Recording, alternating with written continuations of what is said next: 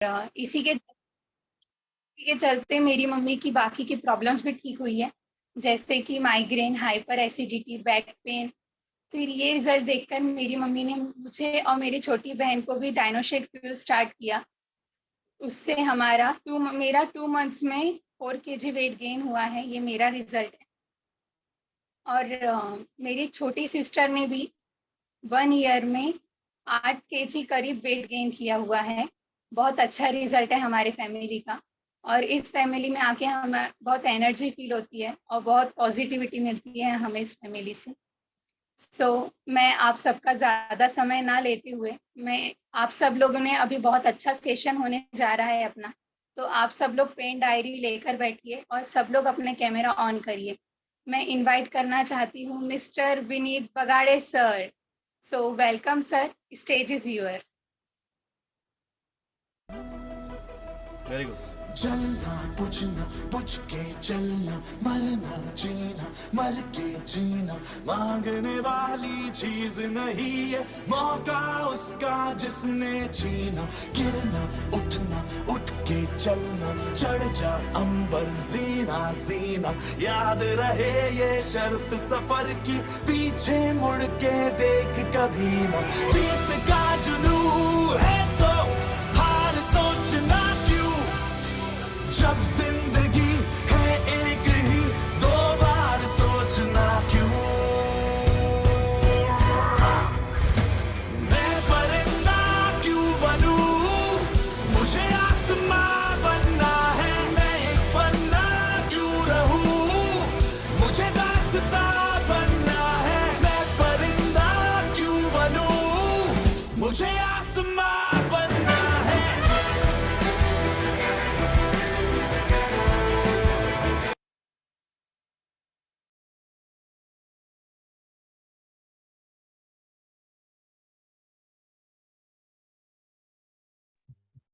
आवाज नहीं आ रहा है।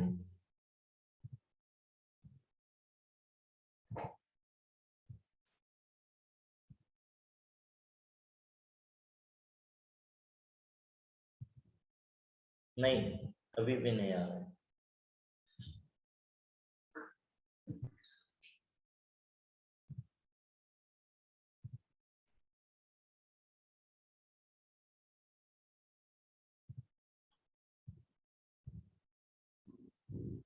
अगर मेरी रिक्वेस्ट है, अगर कोई 2 डिवाइस से लॉगिन किया है कि किसी ने, तो आपको एक डिवाइस यूज करना है, क्योंकि 100 की कैपेसिटी है हमारी। तो अगर हमारे फैमिली मेंबर किसी ने अगर 2 डिवाइस से लॉगिन किया है, तो मेरी रिक्वेस्ट है आपसे, अभी ट्राई कर कीजिए। हेलो। हाँ, अभी आया आवाज, बोलिए। So good morning everyone. काफी दिनों बाद आज हम मिल रहे हैं। सो ट्राई करेंगे कि सेशन शॉर्ट और प्रोडक्टिव रहे और काफी सारी चीजें सीखने को मिले। नहीं, थैंक यू मौसम एंड शिरके सर। स्टार्ट करने से पहले सेशन खुद के बारे में कुछ बता देता हूँ मैं। मेरा नाम विनीत बगाड़े है, मैं मलकापुर से हूँ। और हाँ, और मुझे प्रोग्राम स्टार्ट करते हैं, फैमिली ज्वाइन करते हुए अभी सितंबर में 2 साल हो जाएंगे पूरे कंप्लीट। मेरा रिजल्ट अगर मैं बात करूँ तो जब शिरके सर और क्षीरसागर सर मेरे घर आए थे, इंस्टेड ऑफ कैंप, वो घर आए थे डायरेक्टली मेरे, और उन्होंने मुझे बताया था, इंट्रोड्यूस किया था हमारे प्रोग्राम से। सो मैं थोड़ा सा रिलेक्टेंट था उस बारे में, मैं इग्नोरेंट था उस बारे में कि मुझे नहीं करना ये सब। एंड देन फिर उस टाइम पे मेरी मदर को काफी जरूरत थी प्रोग्राम की, तो उन्होंने वो एक्सेप्ट किया, उन्होंने वो फॉलो करना स्टार्ट किया। उनका 15 डेज में जो मैंने रिजल्ट ऑब्जर्व किया है, उनको कितने सारे मल्टीपल प्रॉब्लम्स थे, इतने सारे डिफरेंट डॉक्टर्स एंड हॉस्पिटल्स उन्होंने विजिट किए थे। तो 15 डेज में ही काफी एनवायरनमेंट चेंज हो चुका था, उनका बिहेवियर चेंज हो चुका था, और वो देख के मैं काफी इंस्पायर हो चुका था।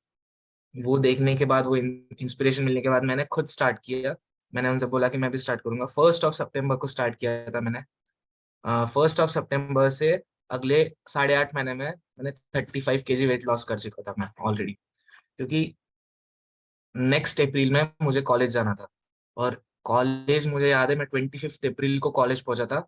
जब मैं कॉलेज पहुंचा था तब मेरा वेट था 67 kg, और जब मैंने 1 सितंबर को स्टार्ट किया था तब मेरा वेट था 103 kgs। सो मैं आपको कुछ फोटो शेयर कर देता हूँ।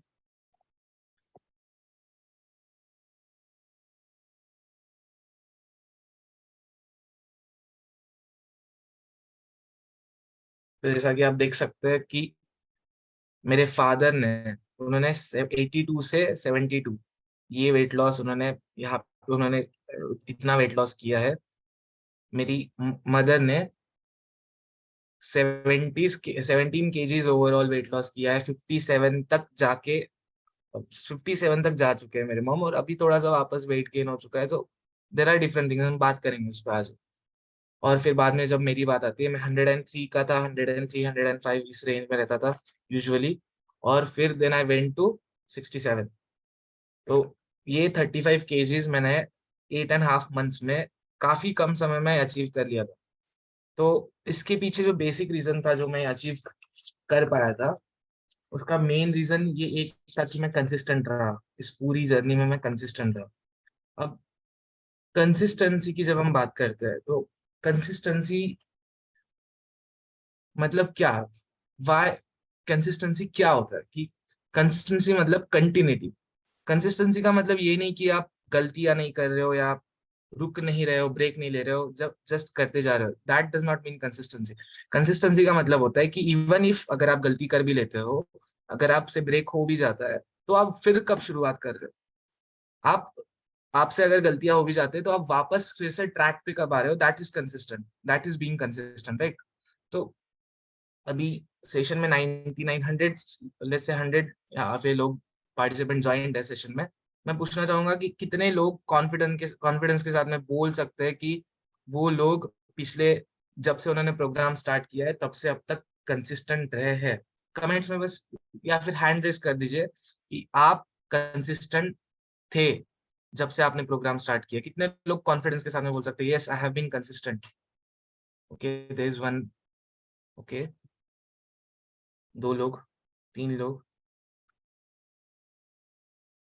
यस, कमेंट्स में भी काफी लोग बोल रहे हैं कि यस उन्होंने कंसिस्टेंट रहे। Okay, good. तो काफी सारे लोग बोल रहे हैं कि वो कंसिस्टेंट थे, एक्चुअली बहुत अच्छी बात है। अब जो लोग कंसिस्टेंट नहीं थे, काफी सारे लोग कंसिस्टेंट नहीं रहे होंगे, उन लोगों ने क्या ऑब्जर्व किया जनरली, उन लोगों ने क्या चेंजेस ऑब्जर्व किए, उन लोगों ने क्या डिफरेंट ऑब्जर्व किया, ये कौन बता सकता है मुझे।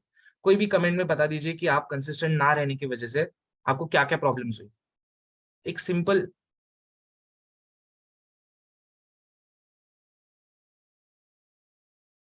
किसी को कोई प्रॉब्लम नहीं हुई कंसिस्टेंट नहीं रहने की वजह से। चलो ठीक है, कोई दिक्कत नहीं। अगर हम कंसिस्टेंट नहीं रह पाते हैं तो सबसे मेन जो प्रॉब्लम है जो हमारे साथ होगा वो होता है वेट रीगेन हो जाता है। मतलब बिफोर आफ्टर बिफोर हो जाते हैं हम लोग, जहां थे वहीं पे पहुंच जाते हैं, या जहां थे वहां से भी बदतर सिचुएशन में चले जाते हैं। तो ये वाला कंडीशन हमें कुछ देखने को मिल जाता है, राइट। बिफोर, आफ्टर, एंड फिर आफ्टर आफ्टर, यानी बिफोर ही हो गया फिर से आप। तो इसके पीछे काफी सारे रीजंस है एक्चुअली। एक पर्टिकुलर रीजन नहीं होता कि आप क्यों इस सिचुएशन में वापस आ चुके हो, या कैसे आपने इतनी बड़ी गलती होने दी। तो इसको आज समझ लेंगे हम। स्लाइड्स का आपको अगर फोटो लेना है तो आप ले लीजिए, आई रिमूव दिस स्लाइड्स, और मैं फिर से आप इस पर बात करने लग जाऊंगा। सो क्या आता है कि सब कुछ, बहुत सारे रीजंस होते हैं इसके पीछे कि क्यों हम लोग कंसिस्टेंट नहीं रह पाते, क्यों वेट रिगेन कर लेते हैं।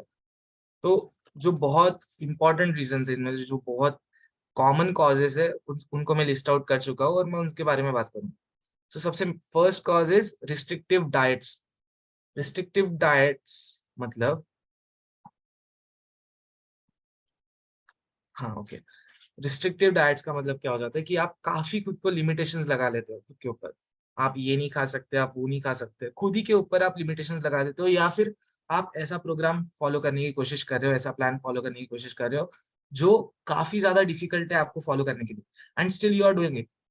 जब आप रिस्ट्रिक्टिव प्लान फॉलो करते हो तब आप 1 महीने तक काफी अच्छे से कर लोगे, आप 2 महीने तक कर लोगे, बट एक पॉइंट आएगा जहां पे आप ब्रेक हो जाओगे।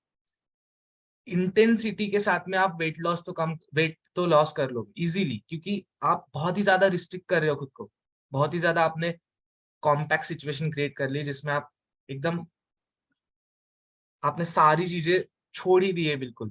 उस वजह से आप बहुत ही ज्यादा वेट लॉस कर लोगे कम समय में, पर एक पॉइंट पे जब आप जाके रुक जाओगे, वहां से आगे बढ़ना बहुत मुश्किल हो जाता है और वहां से फिर ग्राफ उल्टा आने लग जाता है, राइट। तो कंसिस्टेंसी के रखने के लिए आपको रिस्ट्रिक्टिव डाइट्स के साथ में कंसिस्टेंसी रखना इम्पॉसिबल हो जाता है, क्योंकि हाई इंटेंसिटी जब आप वेट लॉस कर लेते हो उसके बाद में आप सेम रिस्ट्रिक्शंस के साथ में आगे बढ़ना आपके लिए डिफिकल्ट हो जाता है। आप बोलते हो कि वेट लॉस मतलब रिस्ट्रिक्शंस आपके लिए हो जाता है, फैट लॉस मतलब आपके लिए रिस्ट्रिक्शंस हो जाता है कि हम ये नहीं खा पाएंगे या हम वो नहीं खा पाएंगे। इस वजह से क्या हो जाता है कि इस वजह से आपका वो डीमोटिवेशन, डिमोरलाइजेशन, ये सारी चीजें बहुत ज्यादा अफेक्ट करने लग जाती है। फिर उस फियर की वजह से कि बस हमें रिस्ट्रिक्शंस लगाने पड़ेंगे, आप उस एनर्जी के साथ में, उस एंथुजियाज्म के साथ में वापस चालू करने से मना कर देते हो। तो बेसिकली क्या होता है कि मैं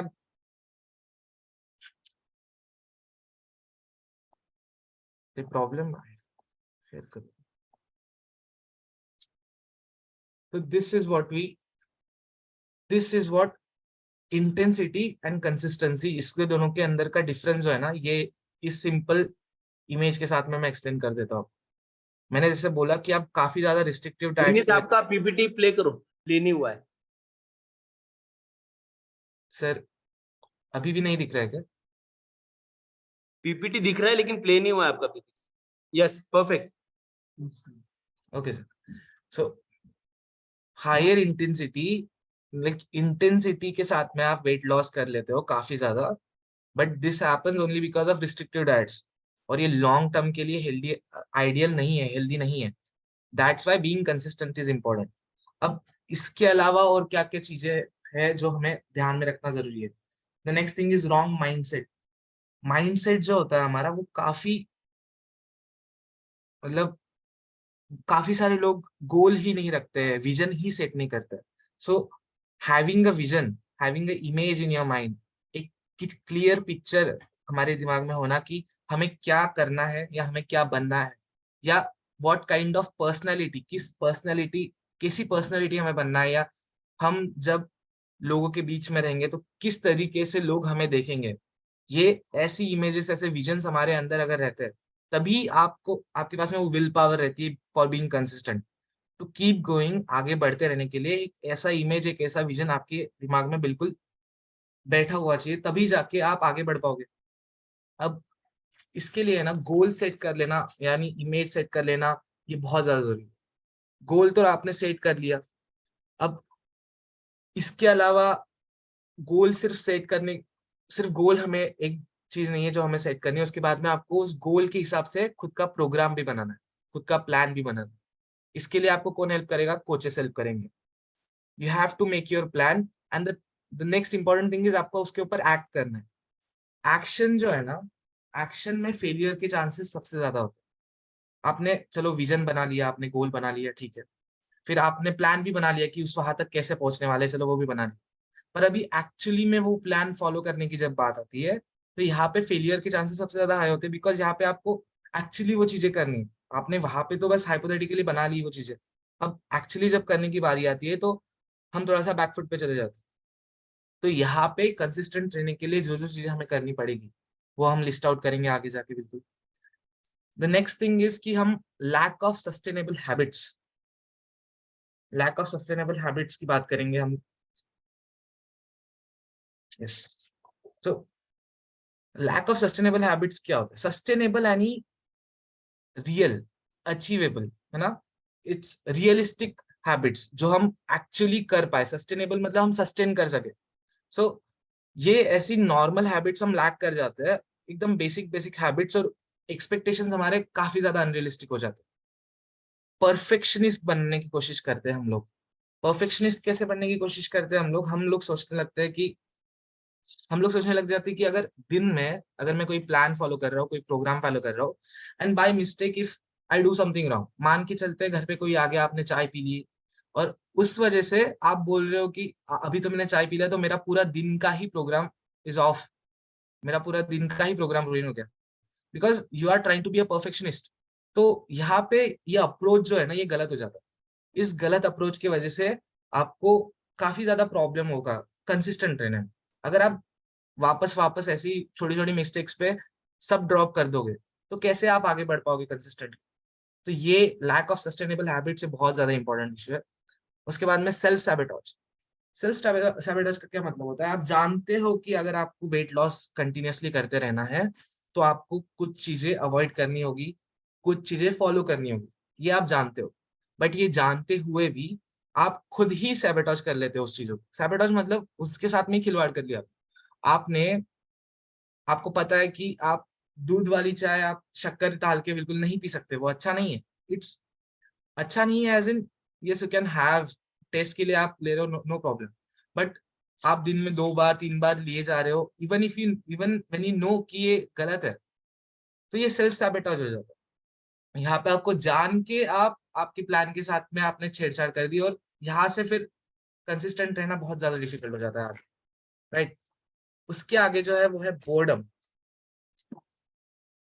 बोर्डम से क्या मतलब है, हम जब रिपीटेटिव प्लान्स फॉलो करने लग जाते हैं, हम सेम प्लान फॉलो कर रहे हैं या हम सेम तरीके की सेम तरीके का क्या डेली स्ट्रक्चर दिनचर्या फॉलो करने की कोशिश कर रहे हैं, तो उसमें क्या हो जाता है कि वही बोरिंग लगने लग जाता है कि यही फिर यही खाना, फिर यही रोटी, फिर यही सब्जी, और फिर उसमें भी हम फिर यही हमारा जो भी है चाय वगैरह वगैरह। सो क्या कीजिए आप, उसमें आपको इंटरेस्टिंग बनाना चीजों को बहुत ज्यादा जरूरी होता है। आप नए नए रेसिपीज ढूंढ रहे हो, आप इवन हमारे मील रिप्लेसमेंट में हमारे चाय नाश्ता में डिफरेंट काइंड ऑफ वेरिएशन कर रहे हो। जैसे कि मेरा एग्जांपल लेता हूँ मैं एक मैं जब स्टार्ट किया था उसके कुछ 1-2 महीने बाद ही मैंने वैनिला, कुल्फी और मैंगो, ये 3 फ्लेवर्स मेरे घर मंगाए थे, तो मैं तीनों को मिक्स करके पीता था। 3 स्कूप लेने होते फॉर्मूला 1 के, तो एक इसका एक इसका एक इसका। तो दिस इज वेरिएटिंग, बोर्डम नहीं है ये, something new you are doing. बादाम डाल दीजिए उसमें, chia seeds, adding different things, making it more interesting is really important, right? अब एक और चीज है रिपीटेटिव प्लान्स।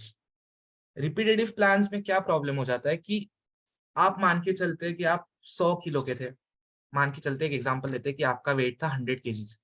100 kgs में आपने एक एक्स प्लान फॉलो किया, एक एक्स प्रोग्राम फॉलो किया, और उस प्रोग्राम को फॉलो करके आपने का वेट 90 तक ला लिया, ठीक है।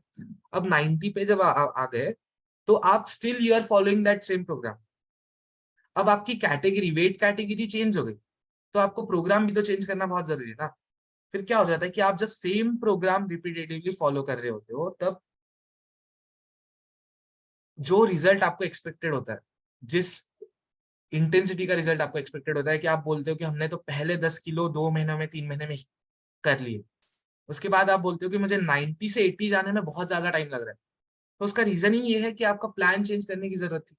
अब सेम प्लान होने की वजह से आपको रिजल्ट विजिबल नहीं है, और है रिजल्ट विजिबल भी तो वो बहुत ही स्लो रिजल्ट है, आपको ज्यादा एक्सपेक्टेड था। तो रिपीटेटिव प्लान्स के लिए हम क्या कर सकते हैं, आप आपके कोचेस के साथ मिलकर डिस्कस कीजिए ना, keep discussing with your coaches. जितने भी सेशंस हो रहे हैं मॉर्निंग में, आप मेडिटेशंस होते हैं, वर्कआउट्स होते हैं, डिफरेंट प्रोडक्ट मैजिक, इतने सारे सेशंस होते हैं, इतने सारे लोग लेते हैं।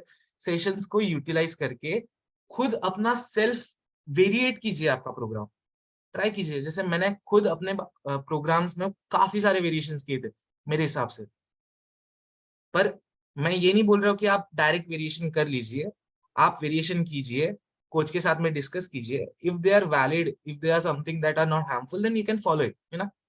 तो ये बहुत ज्यादा इंपॉर्टेंट है कि आपको प्लान्स को चेंज करते रहना, क्योंकि अगर आप same kind of plans, repetitive plans फिर से फॉलो कर रहे हो, सो अगर रिपीटेटिव प्लान्स फिर से फॉलो कर रहे हो तो जिस इंटेंसिटी के साथ आप एक्सपेक्ट करते हो कि रिजल्ट आएगा वो नहीं मिलेगा, और उस वजह से आपका मोटिवेशनल या आपकी जो एनर्जी है ना वो काफी कम हो जाती है।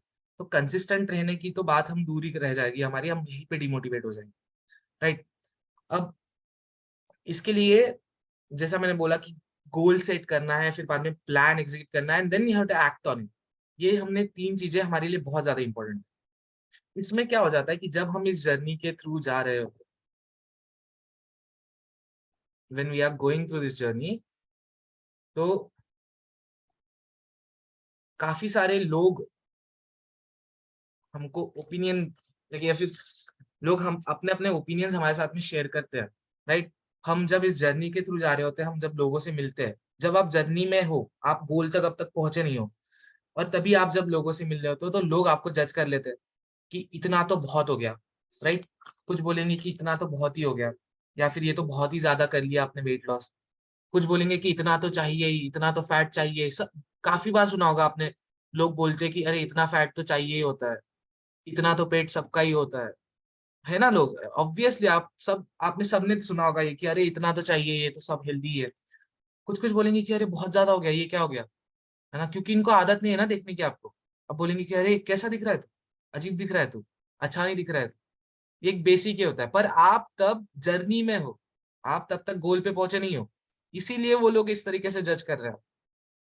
उन लोगों को आदत नहीं थी आपको कभी उस तरीके से देखने की, इसीलिए उनका रिएक्शन वैसा है।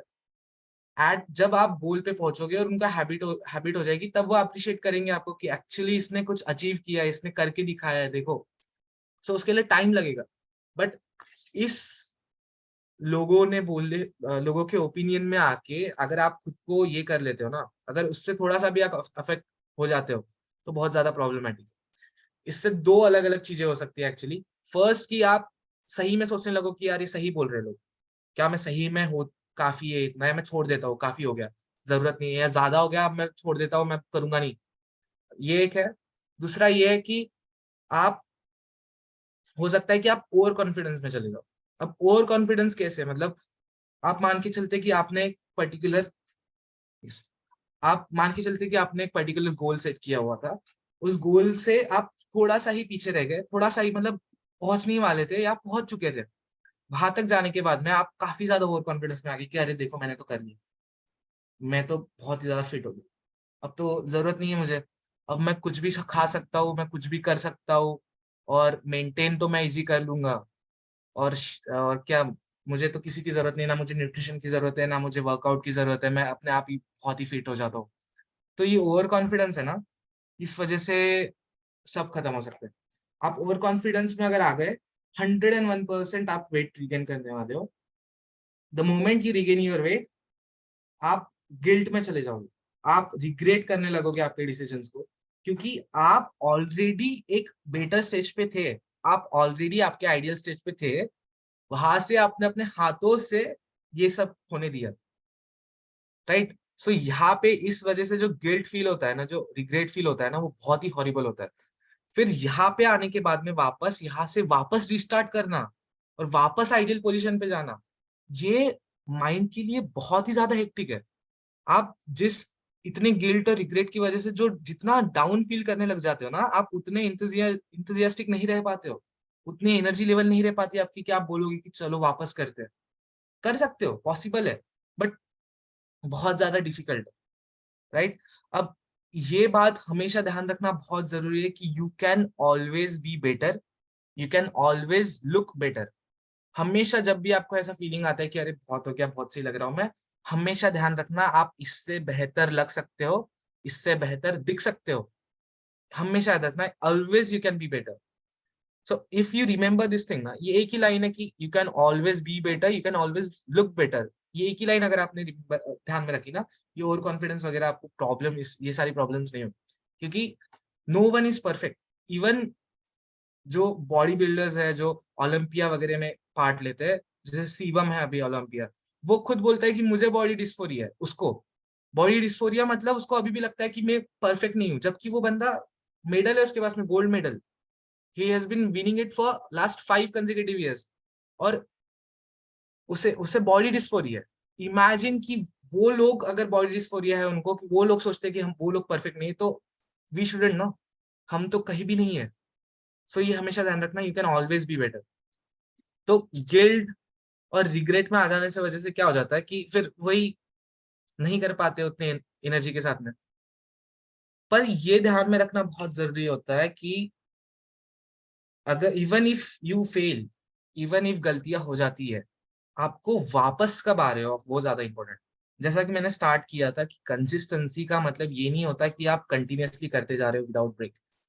कंसिस्टेंसी का मतलब होता है कि इवन इफ यू फेल, आप गलतियां कर भी लेते हो, आप वापस कब शुरू कर रहे हो, आप वापस कब आ रहे हो, वापस ट्रैक पे कब आ रहे हो, दैट इज बीइंग कंसिस्टेंट।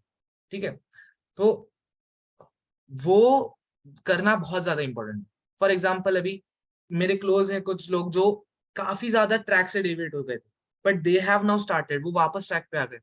मैं मेरा एग्जाम्पल ले लूं तो मेरा कॉलेज पिछले एक साल में 2 सेमिस्टर होते हैं, हर कॉलेज का सीन यही है।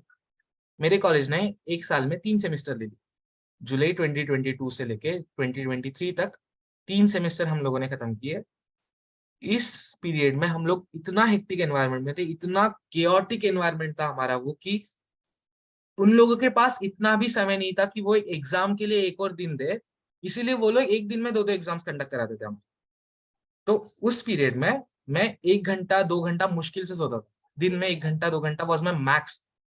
उस पीरियड में मैं उतना सो के, एंड फिर बाद में मुझे एग्जाम देने जाना, लाइक मैं 6 बजे सो जाता था, 7 साढ़े 7 तक उठ जाता था, 8 बजे एग्जाम हॉल पहुंचो, एग्जाम दे के आओ, वापस पढ़ो, वापस दूसरी एग्जाम देने जाओ, वापस आके पढ़ो, अगले दिन 6 बजे।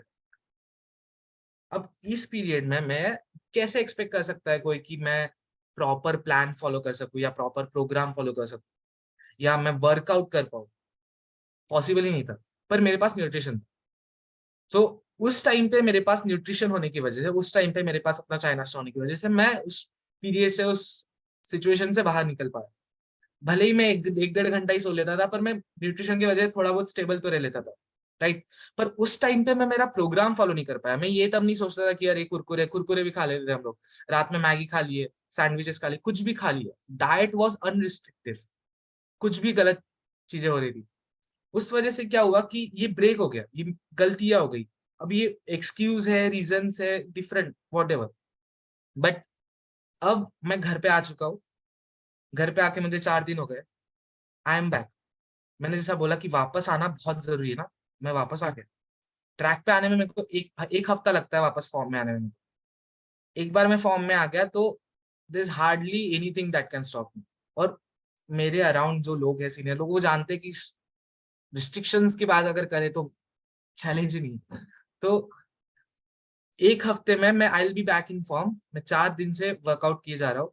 Like workout is not the essence, workout is important but it's not everything, right. हम उस पर भी बात करेंगे। 4 दिन से प्रॉपर न्यूट्रिशन ले रहा हूँ, प्रॉपर न्यूट्रिशन। मैं मुझे वर्कआउट की वजह से मुझे 24 सीरीज लगती है, तो 24 हाइड्रेट एंड 24 रिबिल स्ट्रेंथ। आप आपके कोचेस के साथ में बात कर सकते हो कि ये एथलेटिक सीरीज है हमारी, ब्रांड की एथलेटिक सीरीज है। और शेक तो आई, मील रिप्लेसमेंट, चाय नाश्ता तो स्किप ही नहीं हो रहा है। एडिशनल सप्लीमेंट्स भी सब हो रही है, calciums and all, cell activator, cellulose, ये सब भी हो रहा है। डाइट में मैं उतना प्रॉपर नहीं कर पाया हूं अब तक, पर मैं कर लूंगा। एक हफ्ता मतलब 8 तारीख तक हो जाएगा सबसे मेरा। उसके बाद में ये क्या किया मैंने, मैं वापस आ गया। गलती की मैंने, फाइन, एक्सेप्ट की मैंने गलती, यस। पर आई हैव, मैंने डिसाइड किया है कि मैं अब वापस ट्रैक पे आऊंगा। So you also have to decide it. आपने गलतियां की, फाइन, आप गिल्ट फील कर रहे हो, आप रिग्रेट फील कर रहे हो, नो प्रॉब्लम, बट वापस भी आना है, कोई बात नहीं। क्योंकि यहाँ पे हम फैमिली है, राइट। आपको कोई जज करने के लिए नहीं बैठा कि आपने अब ये कर लिया तो अब आप ये ऐसे हो गए, आप वैसे हो गए, नहीं। आपके लिए सिस्टम रेडी है वापस फिर से स्टार्ट करने की, यू नो।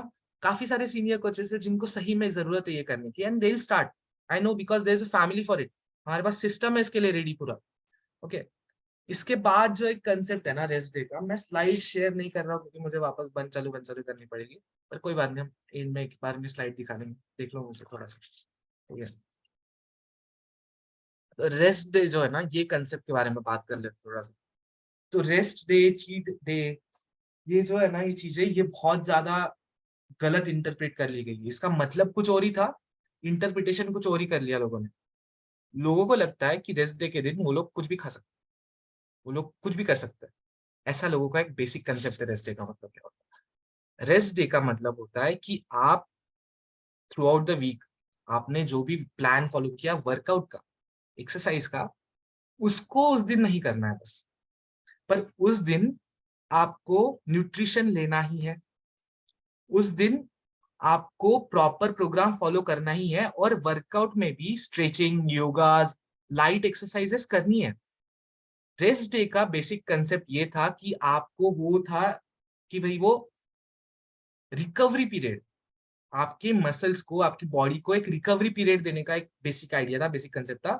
उसको गलत इंटरप्रेट कर लिया गया और people started to think of it as cheat day. कुछ भी खा लो, मतलब हफ्ते में आपने 6000 किलो कैलोरीज बर्न कर ली और आखिरी में एंड में आके वीकेंड पे खाली 6000 किलो कैलोरी। पूरे हफ्ते की मेहनत चली गई।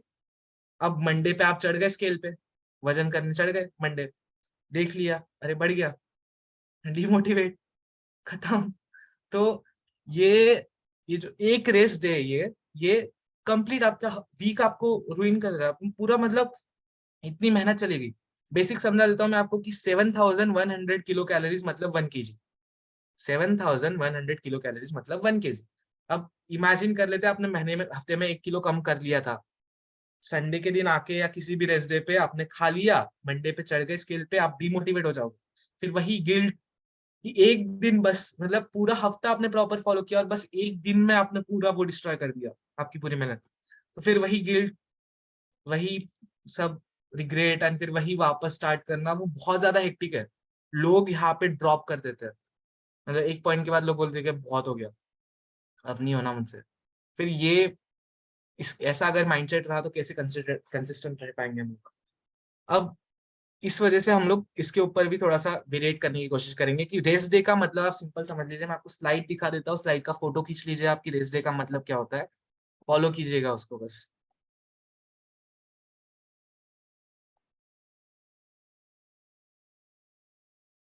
आप फोटो ले लीजिए इसका कि रेस्ट डे का एक्चुअली मतलब क्या है।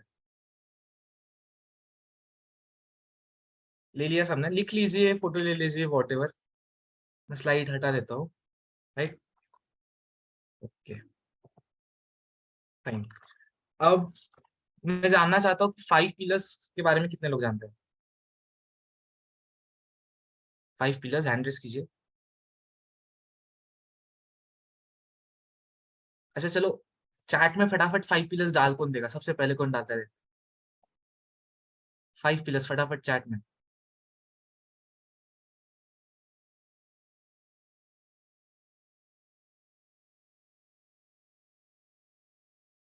अच्छा ठीक है, जब तक कोई चैट में डाल रहा है तब तक मैं, अच्छा विनोदिनी है, विनोदिनी 5 पिलर्स कौन से बता दीजिए।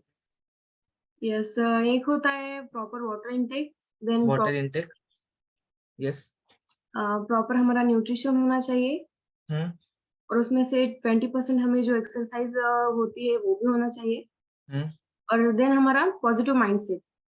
यस, और एक रह गया, ओके, और एक सोचो सोचो। नाही, स्लीप झालंय ना.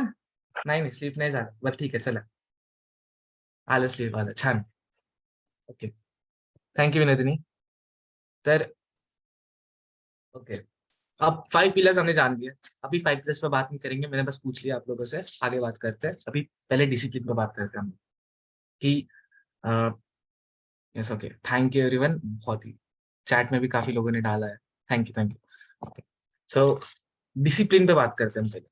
तो डिसिप्लिन जो है ना, ये बेसिक एलिमेंट है कंसिस्टेंसी का। क्योंकि आप मान के चलते, हम लोग बोलते हैं कि जो मिलिट्री ऑफिसर्स होते हैं, आर्मी ऑफिसर्स होते हैं, वो काफी ज्यादा डिसिप्लिन लोग होते हैं, राइट। उनको डिसिप्लिन बनाया जाता है इसलिए क्योंकि इफ अगर ऐसी कोई सिचुएशन आती है कि जहां से आगे बढ़ना बहुत मुश्किल है, उसके बावजूद भी ये बढ़ते रहे आगे, मतलब ये कंसिस्टेंटली आगे जा रहे हैं, इसीलिए उनको डिसिप्लिन बनाया जाता है। उसके लिए डिसिप्लिन बहुत ज्यादा जरूरी होता है। तो डिसिप्लिन अचीव करना ऐसा बहुत बड़ा ये नहीं है। मैं एक यूएस में एक नेवी ऑफिसर है, वो रिटायरमेंट था उनका, तो उन्होंने स्पीच दिया था, उसमें उन्होंने एक बहुत अच्छी लाइन बनी थी कि डिसिप्लिन, आप डिसिप्लिन रहने के लिए you can just start by making your bed. उठो आप, सुबह नींद से उठते से ही सबसे पहला काम अपना बेड बना दो, बेड जमा दो, वहां से शुरुआत करो। सो मेरे लिए डिसिप्लिन रहने के लिए, मेरे लिए जो जो चीजें थी वो था कि मैं अगर कोई चीज जो मेरे लिए हेल्दी नहीं है उसको अवॉइड करना, वो एक मेरे लिए बहुत ही इंपॉर्टेंट एलिमेंट था। मैं उसके थ्रू डिसिप्लिन रहता था। सेकेंड एलिमेंट था मेरा वर्कआउट, उसके थ्रू मैं डिसिप्लिन रहता था। अब क्या है कि जस्ट अ मिनट, या ओके। सो वर्कआउट की जब एक्सरसाइज की हम लोग बात करते हैं तो मैं डिसिप्लिन मतलब मैंने उस चीज को इतना सराउंड कर लिया था अपने, जैसे कि मान के चलते हैं कि जैसे दो एक पीरियड्स होते थे हमारे, राइट। 2 पीरियड्स के बीच में हमको 10 मिनट का ब्रेक मिलता था, तो 10 मिनट के ब्रेक में मैं 25-25 पुशअप मार लेता था। ये मेरा सीन था। मैंने क्या कर लिया था कि मेरा उस टाइम पे मेरे डिफरेंट प्लान फॉलो कर रहा था मैं। तो दिन के 400-500 पुशअप करने हैं। अब दिन के 500 पुशअप एक बार में तो मैं कर नहीं पाऊंगा, तो फिर कैसे करना है अचीव। फिर मेरे 5 पीरियड्स है, मेरे 4 पीरियड्स है मान के चलते हैं, तो मैं उसके बीच में 25-25 पुशअप कर लेता था। 100-125 वहीं पे हो जाते थे मेरे। उसके बाद में मैं अगर रूम पे बैठा हूँ तो हर 1 घंटे में मेरा अलार्म बजता था कि चल 25-25। सो वहां पे 25 मार लेता था मैं। एक एक घंटे में 25-25 करके मैं कर लेता था कैसे तो 400। एक बार में मैं 400 करने जाऊंगा तो मैं अगले दिन ही, ठीक है ना। तो मैं, वो एक एलिमेंट था मेरे इसमें कि मैं कंसिस्टेंसी के बारे में मैं हमेशा ऑनेस्ट रहा खुद के साथ में। मैं हमेशा चलता रहा, मैं अजीब अजीब हरकतें करता रहा खुद के साथ में। सिर्फ ये तो वर्कआउट हो गया। डाइट के साथ में तो मैंने क्या क्या नहीं किया है। बहुत ही अजीब अजीब सी चीजें मैंने खुद के ऊपर ट्राई की है, और उस चीजों को उन चीजों को सीख के मैं आगे प्लान सजेस्ट करता था या आप लोगों से बात करता था कि किस तरीके, क्या आइडियल है एक्चुअली, हमारी बॉडी कैसे रिस्पॉन्स करेगी किस चीज को, उसको देख के मैं आगे बात करता हूँ। तो सबसे पहला जो एलिमेंट हो गया डिसिप्लिन, या जो आपको फॉलो करना है, वो हो गया वर्कआउट। अब आपने सुबह उठे, आप लोग, आप ने मेडिटेशन किया, आपने वर्कआउट किया। अब वर्कआउट या इसमें क्या है ना कि एक बहुत ज्यादा इंपॉर्टेंट चीज है कि मस्क्यूलर ना स्ट्रेंथ ट्रेनिंग होनी चाहिए। आप अगर सिर्फ कार्डियो कर रहे हो तो फैट बर्न हो रहा है, at the same time muscle loss भी हो रहा है, मस्क्यूलर गेन नहीं है बिल्कुल भी उसमें। उस वजह से क्या हो जाता है, मेटाबॉलिज्म रेट जो है ना वो काफी कम हो जाता है। मेटाबॉलिक रेट जो होता है वो मसल गेन के कारण बढ़ने लगता है। बीएमआर जो बोलते हैं ना हम लोग, कराडा स्कैन पे बीएमआर चेक करते हैं, किसी को नहीं पता होगा तो मेटाबॉलिक रेट आप समझ लीजिए, कोई दिक्कत नहीं है। मेटाबॉलिक रेट आपका तभी हाई होगा जब आपका मस्कुलर गेन होगा, फाइन। तो आप अगर सिर्फ कार्डियो कर रहे हो तो आपका मस्कुलर गेन इम्पॉसिबल हो जाता है काफी हद तक। इस वजह से मेटाबॉलिज्म नहीं बढ़ रहा है, आप बस मसल्स भी लूज करते जा रहे हो, और उस वजह से वो आइडियल वेट लॉस नहीं है। हमें फैट लॉस करना है एक्चुअली, राइट। यहाँ पे अगर आप मसल लॉस कर बैठते हो तो वो प्रॉब्लमेटिक हो जाएगा। इसीलिए यहाँ पे डिफरेंट काइंड ऑफ वेरिएशन के साथ में बॉडी वेट ट्रेनिंग या कैलिस्थेनिक्स, या आप जिम जाके वेट लिफ्ट कर रहे हो, it's fine what ever, but muscular training होनी चाहिए। उसमें भी हर दिन अलग अलग मस्कुलर ट्रेनिंग होनी चाहिए। जैसा कि हम लोग हमारे मॉर्निंग सेशंस में रेगुलरली सेम ट्रेनिंग लेते हैं क्या? नहीं। आज क्या हुआ, आज मॉर्निंग में क्या कौन सा वर्कआउट हुआ बताएगा कोई चैट में फटाक से? वर्कआउट किया होगा आप सब लोगों ने, राइट।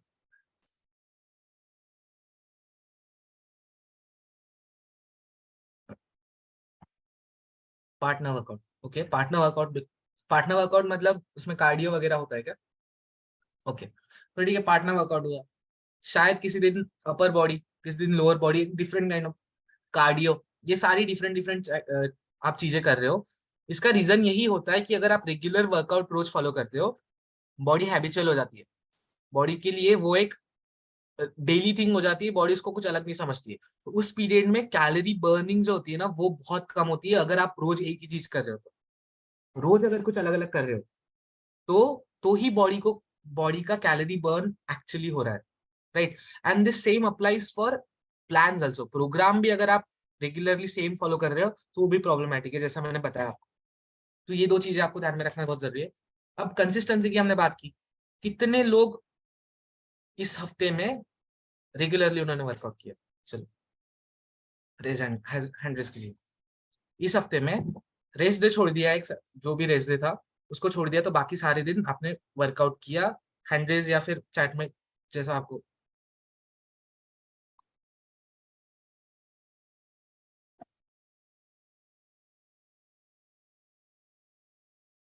तीन लोगों ने बोला है बस अब तक। हैंड रेस कर दीजिए आप, कोई दिक्कत नहीं, चैट में टाइप करने की जरूरत नहीं है, हैंड रेस कर दीजिए।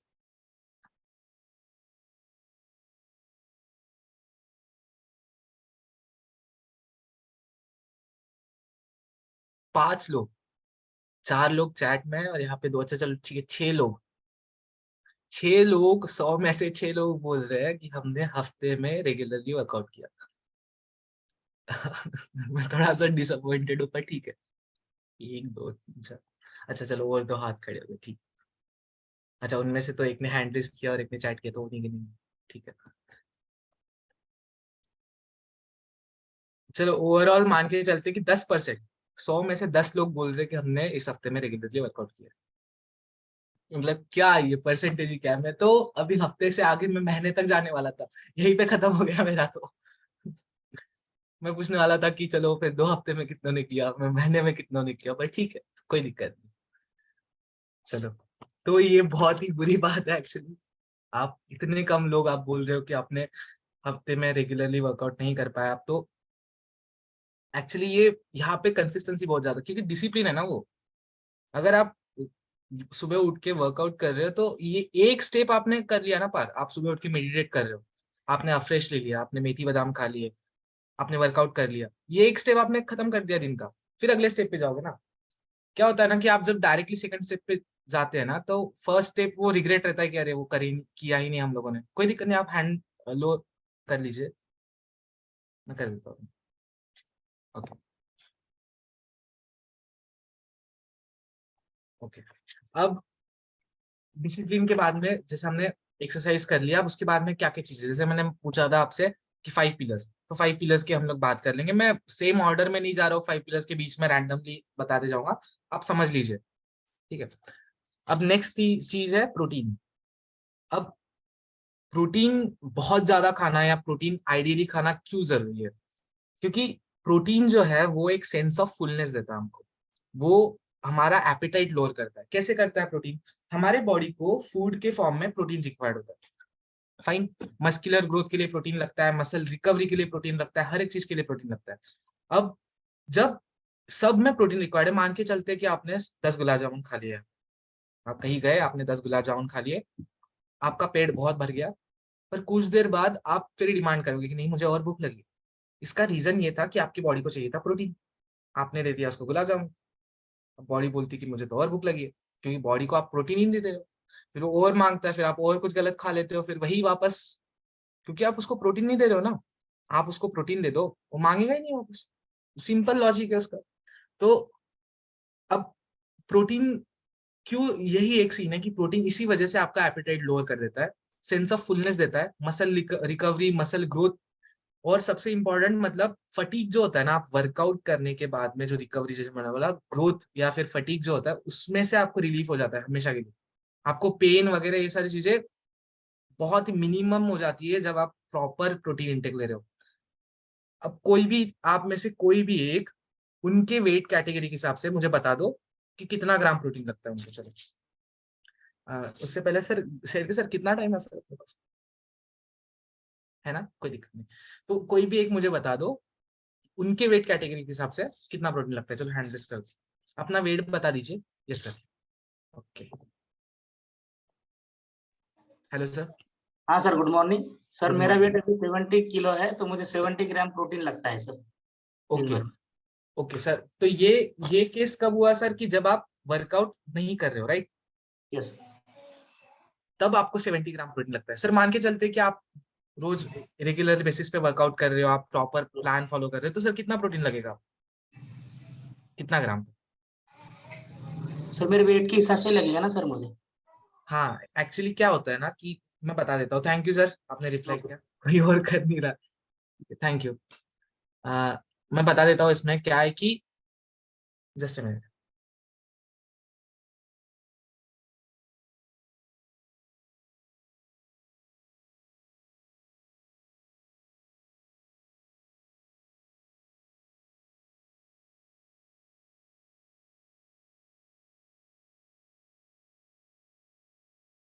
सर आप म्यूट कर लीजिए खुद को, कोई problem, thank you, thanks lot. So इसमें क्या हो जाता है ना कि जब आप काफी ज्यादा हाई इंटेंसिटी वर्कआउट करते हो या हाई इंटेंसिटी ट्रेनिंग करते हो, तब आपको प्रोटीन रिक्वायरमेंट ज्यादा हो जाती है। बिकॉज आप लोग सब सुबह सुबह उठ के वर्कआउट कर रहे हो, आप लोग सब सुबह मेडिटेशन कर रहे हो, yoga, cardio, whatever you are doing, right? तो उस वजह से आपकी प्रोटीन रिक्वायरमेंट काफी ज्यादा बढ़ जाती है ना। 70 ग्राम, अगर आपका 70 किलो वजन है तो आपको 70 ग्राम प्रोटीन तब लगता है जब आप जस्ट नॉर्मल लाइफ जब चल रहा है, ज्यादा फिजिकल वर्कआउट, फिजिकल कुछ भी एक्टिविटी नहीं है लाइफ में, बस नॉर्मल आप जब जी रहे हो तब it's 70 gram.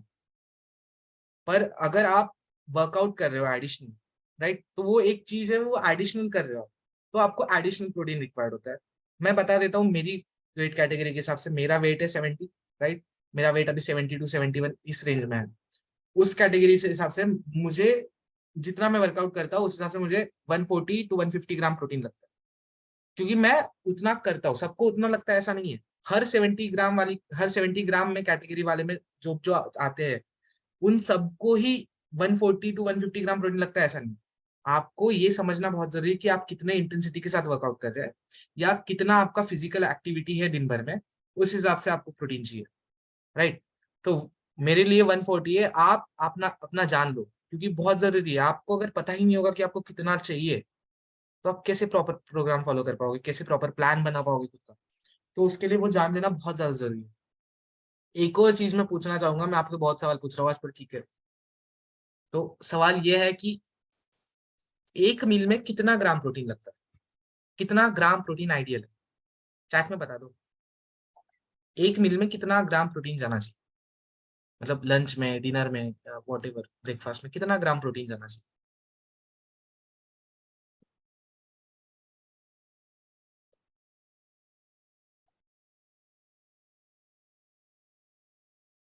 Yes, 30% ideal, perfect. सो 30% बोला है sir, walk sir. So 30%, 25 to 30 gram protein हमारा एक मील में जाना चाहिए। ये एक आइडियल है, इतना तो होना ही चाहिए हर मील में। अब मुझे बता दो कि 25 ग्राम प्रोटीन है, अब इसके साथ में आपको कैलोरी डेफिसिट भी रहना बहुत ज्यादा जरूरी है, क्योंकि आप कैलोरीज अगर आपकी ज्यादा हो जाती है तो यू कांट लूज वेट ना। कैलोरी डेफिसिट रहना और हेल्दी खाना, ये दो चीजें, इन दो चीजों के बेसिस पे ही आप वेट लॉस कर सकते हैं। तो ये दोनों चीजें जब साथ में हम बात करते हैं तो कैसे पॉसिबल? पॉसिबल ही नहीं है। एक ही ऑप्शन है which is meal replacement, which is our China style. 243 calories में 25 ग्राम प्रोटीन मिल रहा है। एक और स्कूप प्रोटीन ऐड कर दो, 30 ग्राम प्रोटीन हो जाएगा। पर्सनलाइज प्रोटीन पाउडर अगर आप एक और स्कूप ऐड कर दे तो 30 ग्राम प्रोटीन हो जाएगा, राइट। ये सिर्फ 243 कैलोरीज में, ये आपका एक मील हो गया। मान के चलो यही खाना खाने बैठ जाते हैं आप, खाना खाते समय पे यहीं पे आपके 500-600 कैलोरीज और बढ़ जाती है, इससे ज्यादा 243 से आगे 500, और उसमें भी प्रोटीन उतना नहीं मिल पाता जितना आप एक्सपेक्ट कर रहे हो। काफी लोग है ना बोलते हैं कि दाल में प्रोटीन है, पनीर में प्रोटीन है, पर फिर बाद में उसको ये सारी चीजें भी ध्यान में रखना जरूरी है कि वो 100 ग्राम में 12 ग्राम प्रोटीन है, 100 ग्राम में 8 ग्राम प्रोटीन है ना। और पनीर में अगर प्रोटीन है तो पनीर में फैट भी तो है, हम पनीर में कार्ब्स भी तो बहुत ज्यादा है। तो आप हेल्दी खा लोगे, चलो मान लिया, कैलोरी डेफिसिट नहीं रह पाओगे। कैलोरी डेफिसिट अगर रह गए, हेल्दी नहीं खा पाओगे। तो इसीलिए इसी परफेक्ट बैलेंस को सेट करने के लिए हम यहाँ पे हमारा चाय नाश्ता लाते हैं। बेस्ट एग्जाम्पल है, और कोई ऑप्शन ही नहीं, एग्जाम्पल ही नहीं है, कोई एग्जाम्पल ही नहीं है, दे दे कोई, मान लो सीरियसली। तो ये ध्यान में रखना बहुत जरूरी है। उसके साथ में आप एडिशनली खाने में कुछ चीजें इन्वॉल्व कर सकते हैं। मान के चलते सोयाबीन, सोयाबीन 52% प्रोटीन है, राइट। अब जो नॉनवेज खाते हैं उनके लिए अलग अलग डिफरेंट सोर्सेज है। नॉनवेज में चिकन वगैरह 25 ग्राम प्रोटीन है 100 ग्राम में। तो ये सारी चीजें है ना बहुत ज्यादा इंपॉर्टेंट है। अब कंसिस्टेंसी की तो बात कर ही रहे हैं हम, पर साथ में ये भी समझा देता हूँ मैं आपको थोड़ा सा, ताकि है ना, ये बहुत ज्यादा इंपॉर्टेंट है। ये अगर आप फॉलो कर लेते हो, more than enough, more than enough. Carb intake की बात करते हैं हम आगे। कार्ब इनटेक एक आइडियल पर्सन को विदाउट फिजिकल एक्टिविटी जितना चाहिए होता है उतना परफेक्ट हम मील रिप्लेसमेंट के थ्रू प्रोवाइड कर रहे हैं, उतना एग्जैक्ट प्रोवाइड कर रहे हैं, आगे जरूरत ही नहीं है। मान के चलो आप वर्कआउट कर भी लेते हो ज्यादा, तो हमारा 24 सीरीज है रिबिल स्ट्रेंथ। रिबिल स्ट्रेंथ आपको 50 ग्राम के सैचेट में काफी ज्यादा कार्ब्स प्रोवाइड कर देता है। अगर आपको ज्यादा कार्ब्स लग भी रहे तो आप रिबिल स्ट्रेंथ के थ्रू ले सकते हैं, अगर आप फिजिकल एक्टिविटी कर रहे हो बहुत ज्यादा। नहीं कर रहे हो तो कोई जरूरत नहीं है, shake is giving enough to you, है ना, मील रिप्लेसमेंट आपको इनफ दे रहा है। अब अगला जो पॉइंट है वो trekking your food, calorie management या कैलोरी मेजरमेंट, जो भी बोल लो आप। कि भाई एक रोटी में कितनी कैलोरीज है, आपने कितनी खा ली दिन में, मान के चलो बीएमआर आपका, मान के चलो 1500 बीएमआर है आपका, तो आपको डेफिसिट रहना है। अब 1500 ये जो है ना, ये अजम्पशन आपका फिजिकल एक्टिविटी एक्सक्लूड करके होता है। 1500 से आपको कम खाना है, 1500 आइडियल है, उतना ही खाना, फाइन। अब उतना खाना है आपको, तो आपको मेजरमेंट पता होने चाहिए ना। अब बता दो कोई मेरे को चैट में, एक 100 ग्राम रोटी में कितनी कैलोरीज होती है? 100 ग्राम रोटी में कितनी कैलोरीज होती है, कोई बता दीजिए बस चैट में प्लीज।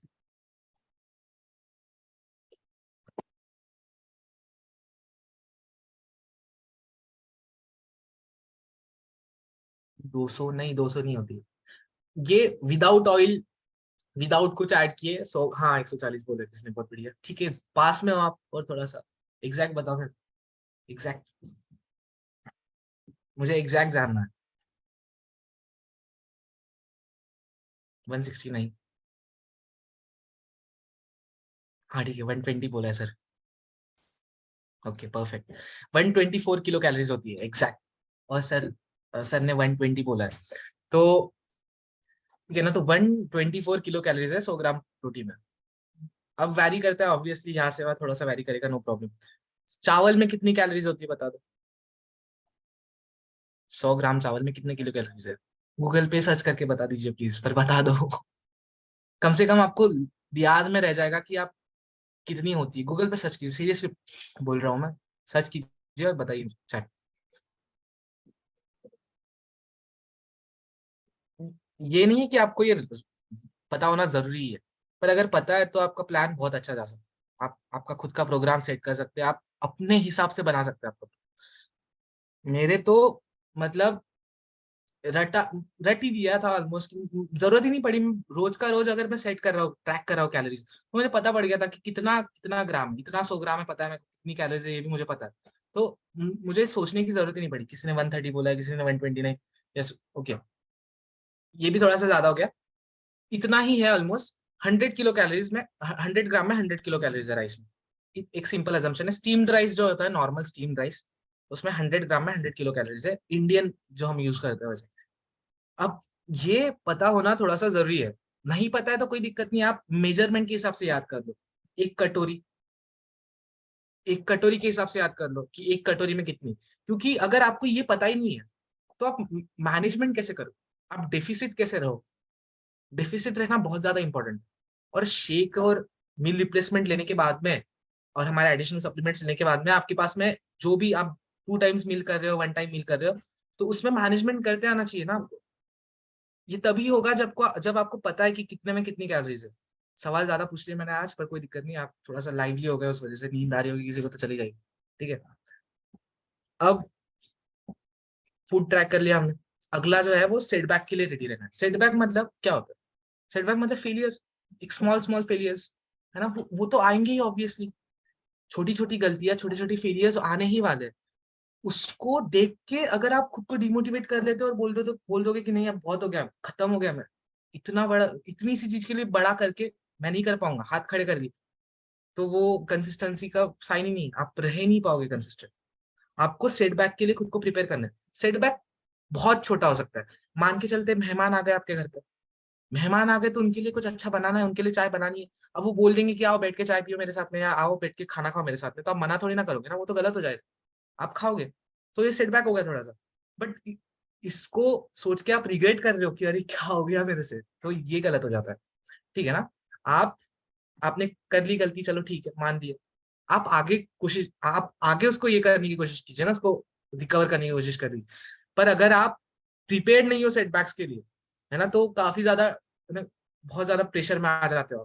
प्रॉब्लम सॉल्व करने की फिर इतनी आपके पास ये नहीं रह जाती, right. The next thing is enough sleep. Sleep एक और आ गया अपने पास पिलर। स्लीप की मैं बात करना थोड़ा सा हिपोक्रेटिक हो जाता है, क्योंकि मैं तो खुद सोता नहीं हूँ ढंग से, पर फिर मैं बता देता हूँ आप लोगों को कि स्लीप बहुत ज्यादा इंपॉर्टेंट है। क्योंकि आपका बेसिक कॉग्निटिव एबिलिटी ही स्लीप पे डिपेंड है पूरा। आप ढंग से सोते ही नहीं हो। अब मैंने जैसा बोला, मैं 1-1.5 घंटे सो के एग्जाम देने जाता था। अब मुझे पता है मेरे एग्जाम्स कैसे गए, ठीक है। तो सोना बहुत ज्यादा इंपॉर्टेंट है। अगर आप बिना सोए काम करने जा रहे हो या बिना सोए कुछ एक्टिविटी कर रहे हो, तो उतने एफिशिएंटली नहीं कर पाओगे आप। मोस्ट इंपॉर्टेंटली आपकी बॉडी को रिकवर करने के लिए सबसे बेस्ट टाइम होता है वो जब आप सो रहे होते हो। और उसी पीरियड में अगर आप वो पीरियड ही आपने कम कर दिया, शॉर्ट कर दिया, तो बहुत ज्यादा डिफिकल्ट। अब कुछ लोग बोलते हैं कि सर पॉसिबल ही नहीं है, 7 घंटे सोना पॉसिबल नहीं है।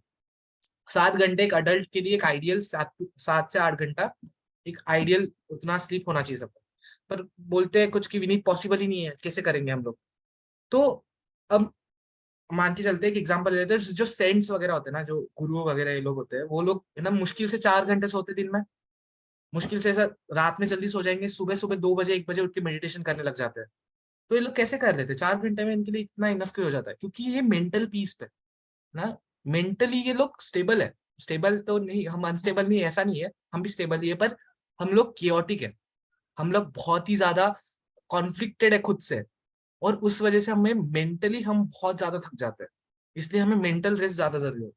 अब मान के चलते हैं कि अगर आप बोल रहे हो कि मेरे लिए पॉसिबल नहीं है 7 घंटे या 8 घंटे सोना, मैं 5 घंटे मैक्स सो पाता हूँ, तो आप फिर उसके लिए ट्राई कीजिए कि आप मेडिटेट कर पाओ, ट्राई कीजिए कि आप खुद को काम कर पाओ, पीस पे लाओ, कि आपको 5 घंटे मोर देन इनफ रहे, राइट? तभी जाके हम मतलब वो एक्सेप्ट कर पाएंगे कि ठीक है कि चलो 5 घंटे, चलो मान लिया, कोई दिक्कत नहीं।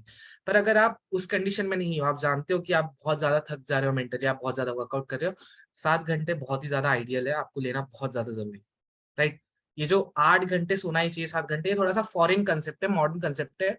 हमारा जो बेसिक इंडियन कल्चर है उसमें इतना लिखा ही नहीं कि 7 घंटे और 8 घंटे सो। बट अभी इस टाइम पे, इस पीरियड में बहुत ज्यादा जरूरी हो गया, तो ये फॉलो करना पड़ेगा आपको, उसके अलावा ऑप्शन नहीं है, राइट? उसके बाद में है stress levels. Stress level manage करना भी बहुत जरूरी होता है। अब स्ट्रेस लेवल सब अपने अपने हिसाब से हैंडल कर सकते हो, है ना? स्ट्रेस किसको नहीं होता? ऐसा तो पॉसिबल ही नहीं है जो बोल दे कि मुझे स्ट्रेस नहीं होता। स्ट्रेस सबको होता है, ऑब्वियसली स्ट्रेस सबको होता है। अब स्ट्रेस रिलीव करने के लिए सबके अलग अलग तरीके हैं। मेरे लिए सबसे बड़ा स्ट्रेस रिलीवर है मेरा वर्कआउट। मैं एक बार वर्कआउट करने लग जाऊँ ना, तो मैं अलग ही जोन में चले जाता हूँ। जोन मतलब दुनिया ही बंद है मेरे लिए सब। तो मैं मेरे जोन में चला गया एक बार, खत्म सब, सब खत्म। मतलब वो मेरा सबसे बड़ा स्ट्रेस रिलीवर है। द सेकंड थिंग जो गो टू है मेरा, वो है म्यूजिक।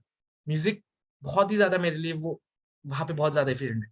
हो सकता है आपके लिए बस एक आप वॉक पे चले गए, किसी फैमिली मेंबर से, किसी दोस्त से बात कर लीजिए, बस स्ट्रेस को रिलीव करना बहुत ज्यादा जरूरी है। बिकॉज अगर आप कोई भी प्रोग्राम या कोई भी प्लान या फिर कोई भी काम आप स्ट्रेस में होते हुए कर रहे हो, तो वो इतना एफिशिएंटली नहीं होगा, राइट?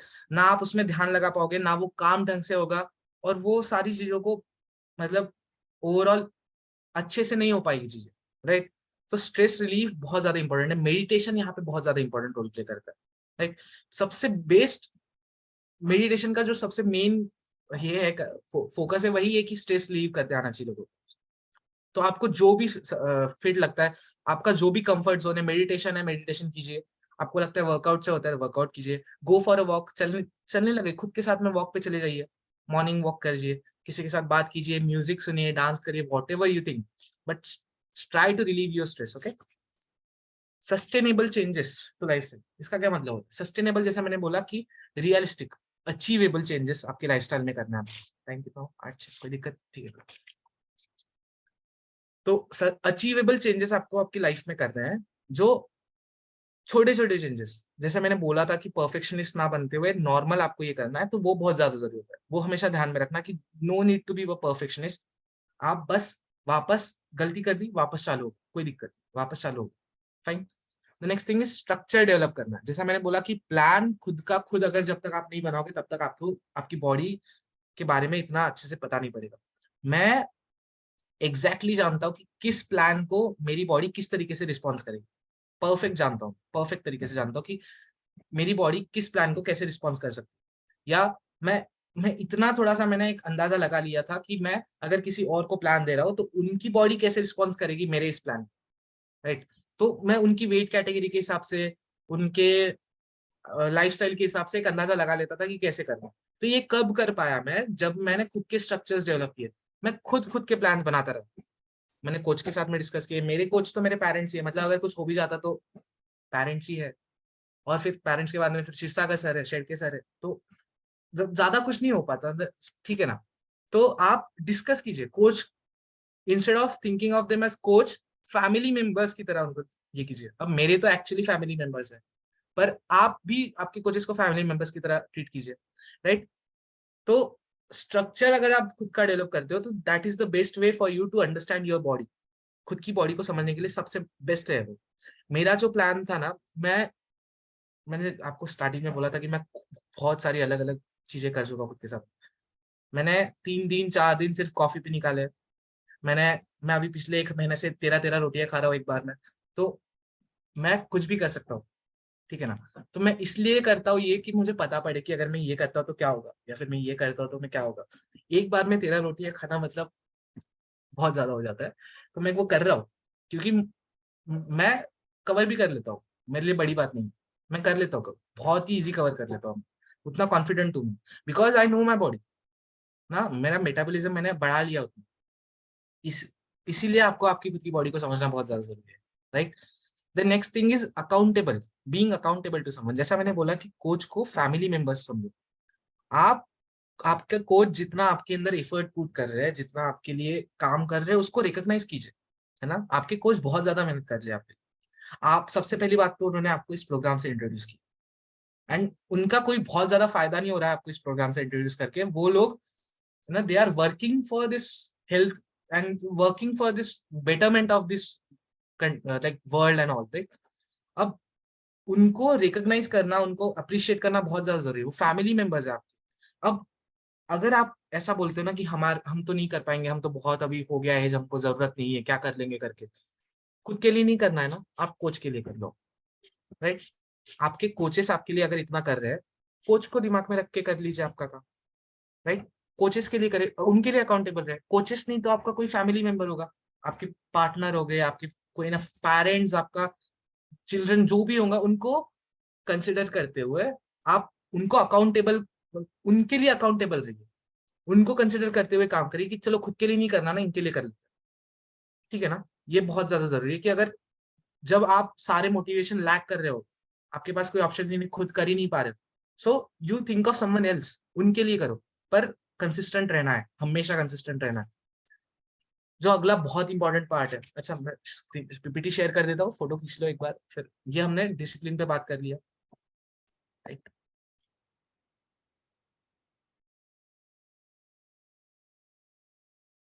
ये था डिसिप्लिन, हमने इतना डिस्कस किया। जस्ट टेक अ फोटो, और लिख तो नहीं पाओगे इतने जल्दी, फोटो ही ले लो।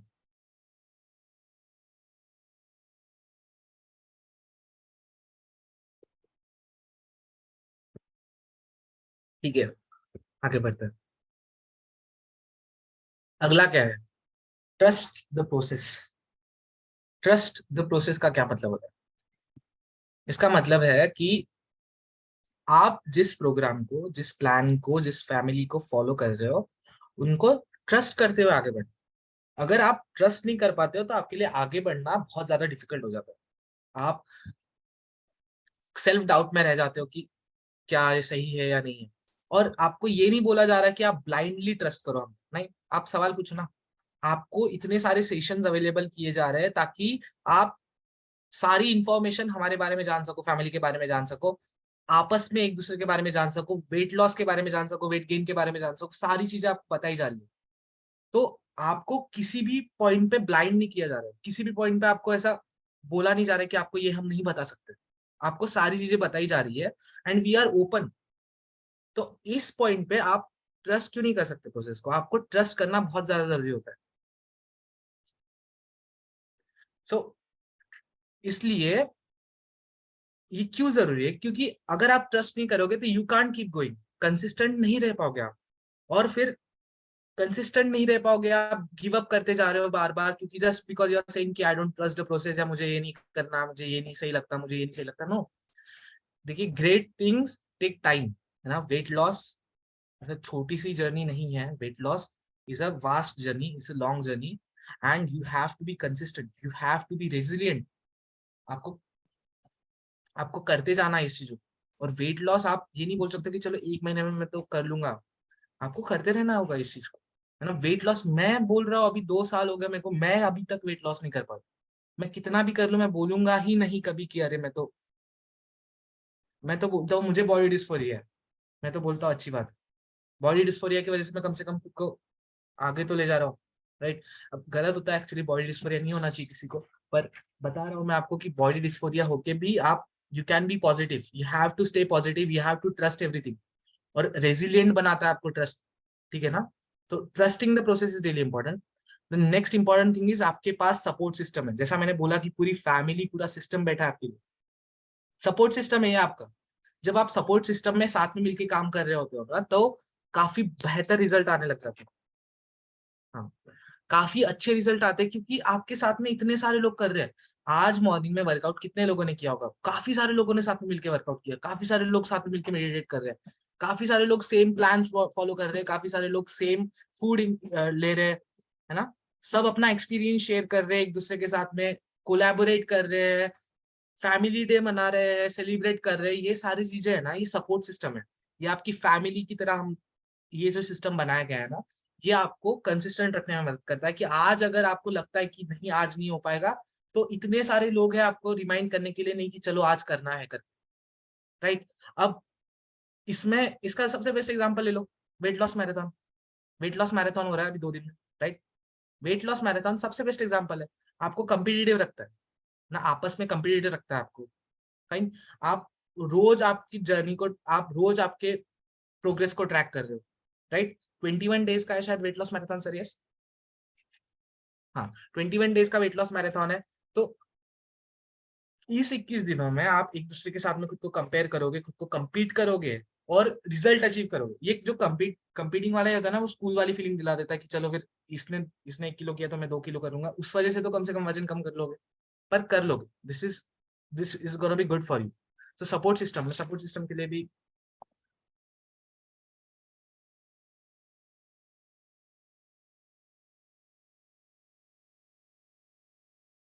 सपोर्ट सिस्टम, जैसा मैंने बोला कि बहुत ज्यादा इंपॉर्टेंट है। अब जो एंड में हम लोग एक चीज बात करेंगे वो है कि transform your body and transform your life. अब क्या है ना कि फिर रहे होते हैं जर्नी के थ्रू जाने की बात कर रहे होते हैं, तब आप बेसिक फोकस आपका है वेट लॉस पे। आपका बेसिक फोकस है कि भाई बॉडी हमारी चेंज होने वाली, बॉडी ट्रांसफॉर्म होने वाली है, ये आपका बेसिक फोकस है। और पर आपको ये रियलाइज नहीं होगा कि जब आप आपकी बॉडी को ट्रांसफॉर्म कर रहे होते हो ना, आप आपकी कंप्लीट लाइफस्टाइल चेंज कर चुके होते हैं, आपका लाइफ के लिए अप्रोच चेंज हो जाता है, आप हर एक चीज को अलग तरीके से देखने लग जाते हो। मेरा एग्जांपल ले लीजिए, मैं काफी डिफरेंट था, मैं घर से बाहर निकलना दूर, मैं रूम से बाहर नहीं निकलता था। आज मैं इतने लोगों के सामने बात कर रहा हूँ, बहुत बड़ी बात है मेरे, मतलब बहुत बड़ी बात है, राइट। मेरा कंप्लीट पर्सनैलिटी ही चेंज हो गई। मैंने बस खुद को इमेजिन करता था कि yes I am gonna be some thinner someday, slimmer someday, ऐसा इमेजिन करता था मैं बस, चलो कि किसी दिन हो जाएगा। आज कर रहा हूँ मैं, मेरा लाइफ ट्रांसफॉर्म हो चुका है लिटरली। मैं काफी अलग अलग जगहों पे मैं काफी अच्छा परफॉर्म कर रहा हूँ, काफी अलग अलग चीजें अचीव कर रहा हूँ। सो सिर्फ मैंने बॉडी ट्रांसफॉर्म करने के एजेंडा से के साथ मैंने निकला था, मैं आज लाइफ ट्रांसफॉर्म कर चुका हूँ। You can do the same. और आप जब कंसिस्टेंट रहते हो ना, तो ये होगा हमेशा। मैं आज भी कंसिस्टेंट हूँ और मैं करता रहूँ। मैं गलतियां करता हूँ 100%, पर मैं वापस आता हूँ। आपको वापस आना बहुत जरूरी है। इन एंड में एक चीज बोलूंगा आपसे कि आपने सेशन सुन लिया, चलो बहुत अच्छी बात है। आप किसी कुछ कुछ लोगों ने नोट्स बना लिए, कुछ कुछ लोगों ने बस सुन लिया, अच्छी मेमोरी है उनकी, मेरी नहीं है, मेरे जैसे नहीं है।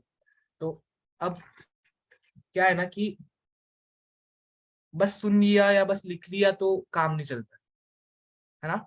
मैं बता रहा हूँ या इतने सारे लोग आपके रेगुलर बेसिस पे सेशन ले रहे हैं, आपने सुन लिया, आपने लिख लिया, उससे कोई मतलब नहीं। सेशन अटेंड कर लिया सर हमने, तो फर्क ही नहीं पड़ता ना। आप एप्लीकेशन नहीं कर पा रहे हो। आपने उन चीजों को जो अक्वायर किया उनको अप्लाई भी तो करना है आपको ना। So if you don't apply thing, आप अप्रिशिएट बहुत अच्छा करते हो, आप बोलते हो सर बहुत अच्छा सेशन था एंड विनीत वेरी गुड, मुझे बहुत सारे अप्रिशिएशन कमेंट आते हैं, बहुत अच्छा लगता है।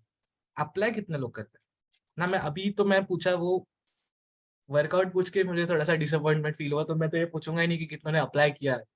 पर ठीक है, आप जान लो अपना, आपको आपका पता है। एप्लीकेशन बहुत जरूरी है। मैं अगली बार आऊंगा तो पूछूंगा कितनों ने आज बताई हुई चीजों को अप्लाई करने की कोशिश की। एटलीस्ट कोशिश करो, अच्छी नहीं लगती अपने हिसाब से नहीं बनाओ, पर कोशिश करो, ठीक है ना। एप्लीकेशन बहुत ज्यादा इंपॉर्टेंट है। यहाँ पे हम एंड करते हैं।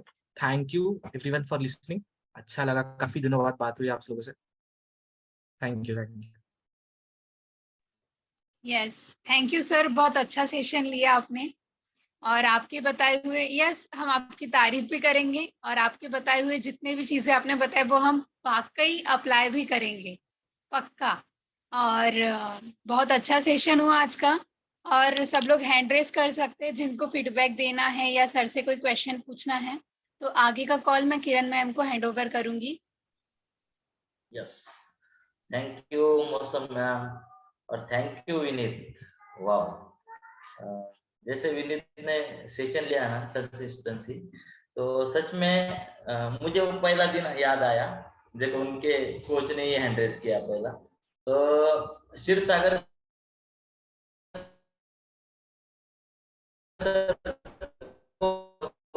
स्टार्ट उनके वेट लॉस के लिए। वेट लॉस करने के बाद क्षीर सागर सर ने बोला कि हमारे अपार्टमेंट में बहुत सारे लोग हैं, तो आप चेकअप के लिए आ सकते हैं क्या। तो मेरे साथ ईश्वर वाग सर थे, हमारे फैमिली के स्ट्रॉन्ग कोच, और ईश्वर वाग सर और मैं वहां पे गया। हमने वहां पे चेकअप कैंप रखा था।